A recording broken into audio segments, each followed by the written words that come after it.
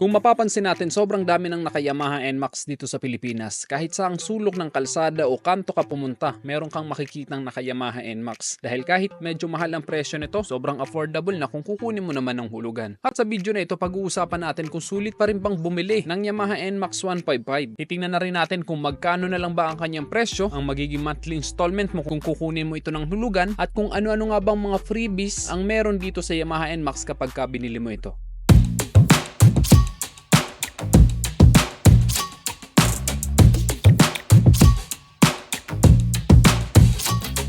Nandito tayo ngayon sa New Nemar, Iriga City at nasa harapan natin ngayon ang Yamaha NMAX 155 Color Sword Gray. Color matte black ito pag tiningnan mo, pero sa kanyang description ito ay Color Sword Gray. At isa ito sa pinakamabentang kulay dahil madaling pormahan at kahit anong suot mo, babagay sa motor na ito. Pagdating sa makina nito, ito ay 155cc, liquid cooled 4-stroke single overhead cam, 4-valve single cylinder, fuel injected and powered by Bluecore technology, and meron pa itong VVA o variable valve actuation. Ang compression ratio nito ay 11.6:1. Ang maximum power ay 15.4 PS at 8,000 RPM with a maximum torque of 13.9 Nm at 6,500 RPM. Ang Yamaha NMAX ay dinisenyo para maging komportable ka sa biyahe dahil kung mapapansin natin, maxi scooter ang kanyang design. Meron itong malapad na upuan, kaya relax na relax ka sa mahabang biyahe, ganun din ang angkas mo. At maganda sa kanyang, mababa lang ang kanyang seat height. 765mm lang ang taas ng kanyang seat height na perfect sa mga average height na Filipino rider. Then very lightweight lang din ito dahil 131 kilos lang. Madali mo itong kaya madali itong imaniobra at sapat lang din ang kanyang bigat para hindi ka tangayan ng malakas na hampas ng hangin kung ikaw ay nasa high speed. Then ang maganda pa sa motor na to, matutuwid mo ang paa mo dahil ito ay naka-extended footrest. Kaya kung gagamitin mo ito pang long ride, pang endurance, hindi ka agad-agad mangangalay dahil relax ang mga paa mo sa mahabang biyahe. So touring style o maxi scooter style talaga ang datingan nito. Pagdating naman sa performance, talagang hindi ka mabibitin at napatunayan na yan ng maraming naka-Yamaha NMAX. Kaya naman magpahanggang sa ngayon ay maraming tumatangkilik sa motor na ito. Dahil ito ay merong VVA o variable valve actuation, mas pinalakas nito ang kanyang arangkada at meron pa itong extra power pagdating sa duluhan. Then hindi lang puro pabilisan, ang lakas ng arangkada ang may pagmamalaki ng Yamaha NMAX dahil meron pa itong mga safety features. Kagaya na meron siyang ABS o anti-lock braking system at hindi lang isa dahil dual channel ABS ito o harap at likod ay meron ng anti-lock braking system. Sa ibang motor kasi kung mapapansin natin, harapan lang madalas ang merong ABS, pero dito sa Yamaha NMAX, harap at likod meron ng ABS. Kaya kahit mapiga mo ng malakas ang parehong preno nito, smooth pa rin ang magiging tigil mo. Lalong-lalo na sa mga emergency scenario ay ililigtas ka talaga ng features nito na ABS. Bukod pa doon, meron pa itong TCS o Traction Control System. Isa din itong magandang safety features dahil pinipigilan ito na mag-skid ang ating gulong sa mga madudulas na kalsada. Dahil kapag na-detect nito na hindi na nagpapantay ang ikot ng gulong, doon na mag-activate ang TCS. Then meron itong malalapad na gulong, kaya mas maganda ang kanyang handling, lalong-lalo na sa cornering. Ang sukat ng kanyang gulong sa harapan ay 110/70/13. Sa likod naman ay 130/70/13. Then of course ito ay naka-tubeless. Di ba malalapad ang kanyang mga gulong, kaya kahit maluba ka o mapadaan ka sa mga rough road, hindi basa-basa maapektuhan ang stability mo. Then napakaganda ng kanyang mugs, color gold, kaya hindi mo na kailangang ipa-repaint at bagay na bagay sa kanyang kulay. Mas lalo ito naging premium tingnan dahil dito sa kulay ng kanyang mugs. Pagdating naman sa taas ng ground clearance nito, 125mm. Sakto lang din ito na hindi sasayad pagka napadaan ka sa mga matataas na humps. Ang wheelbase naman nito ay 1,340mm. Pagdating naman sa suspension nito, ito ay naka-telescopic fork dito sa harapan, sa likod naman ay naka-dual shock. Then pagdating sa kanyang taillight, napakalaki ng kanyang taillight kaya kitang-kita tayo sa kalsada. Mas visible tayo lalong-lalo na sa gabi. Naka-LED rin ang kanyang taillight. Then yung kanyang mga turn signal lights ay nandun sa loob. Anyway, yung kanyang mga turn signal lights ay naka-bulb type. At meron itong built-in hazard lights na magagamit natin kung sakaling tayo ay nakahinto sa mga alanganing kalsada, lalong-lalo na kapag madilim, mas makikita tayo agad kapag naka-hazard lights tayo. Pagdating naman sa kanyang meter panel, ito ay naka-fully digital display. At ayan, meron itong Yamaha Motorcycle Connect na pwede mo i-connect ang cellphone mo. Makikita mo na dito sa monitor mo kung may nagte-text o tumatawag sa'yo, at makikita mo naman sa cellphone mo ang buong status ng motor mo. Yun nga lang, di natin ma-activate dahil hindi pa nakakabit ang battery. Alam kong familiar naman na kayo sa meter panel ng Yamaha NMAX 155. And kung magpapagas ka, yan, nasa harapan lang ang kanyang tangke, kaya hindi mo na kailangan buksan ng upuan. Mas convenient sa isang rider. Malaki din ang fuel capacity nito na 7.1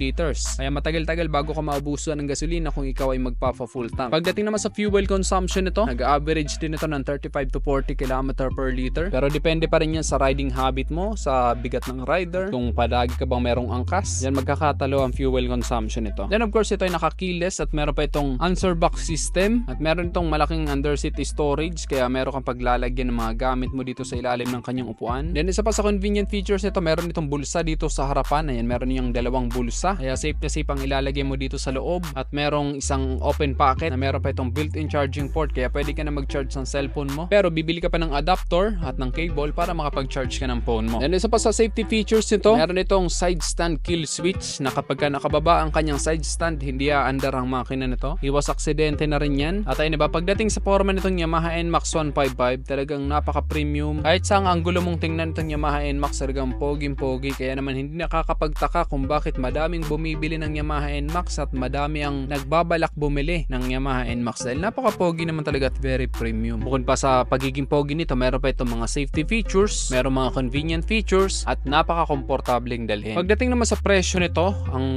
latest price nito ngayong January 2025 dito sa New Nemar Iriga City, ang kanyang cash price ay 153,900 pesos. At ang minimum down payment dito ay 14,900 pesos only. At ang magiging monthly installment mo naman kung 3 years ay 7,122 pesos. Kung 2 years naman ay 9,070 pesos. Kung 1 year naman ay 14,913 pesos. E meron pa itong rebate na 200 pesos kapag on time ka magbayad o hindi ka nadidelay magbayad. Then meron silang freebies dito. Meron itong free HJC helmet hanggang January 15 kung bibili ka dito sa New Nemar Iriga City. Ulitin ko lang, free HJC helmet. Basta kapag bibili kayo dito, matik naman yan na ibibigay sa inyo ang free HJC helmet. Hanggang January 15 lang po yan kung nandito ka sa Iriga City or malapit ka dito. Bukod pa doon, meron pa itong free LTO registration for 3 years. Kaya okay na okay talaga. Kaya kung nandito ka sa Iriga City or malapit ka dito, kung nandito ka lang sa Camarines Sur, bumisita na lang kayo dito sa New Nemar. Nag-iisa lang naman ang New Nemar dito sa Iriga City. At para sa akin, masasabi kong sulit na sulit pa rin talagang bumili ng Yamaha NMAX 155 ngayong 2025. At